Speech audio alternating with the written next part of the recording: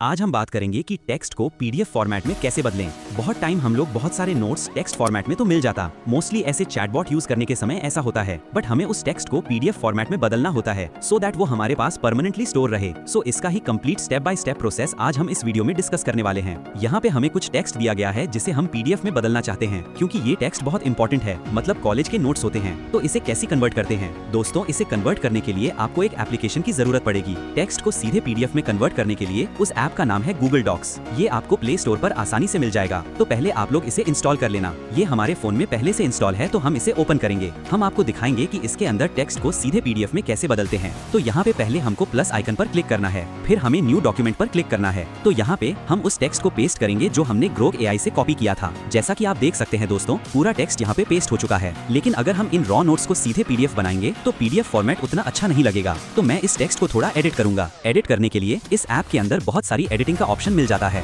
जैसे कि यहाँ पे मैंने हमारा नोट्स का मेन पॉइंट को सेंटर अलाइन किया, फिर मैंने इसके नीचे अंडरलाइन किया। इससे हमारे नोट्स अच्छे लगेंगे। इस तरह से अलग अलग कलर का हाईलाइट करके हम पूरे नोट्स को ठीक से अरेंज करेंगे। आप चाहें तो रॉ टेक्स्ट को भी पीडीएफ में कन्वर्ट कर सकते हैं, लेकिन मैं इसे पहले थोड़ा एडिट करके एक्सपोर्ट करना चाहता हूँ, क्योंकि इस तरह से नोट्स बेहतर दिखते हैं। आप इसे सीधे भी कर सकते हैं, तो इस एडिट करने में हमें थोड़ा सा टाइम लगेगा। सो हम उस हिस्से को वीडियो में स्किप करते हैं। A few inches later.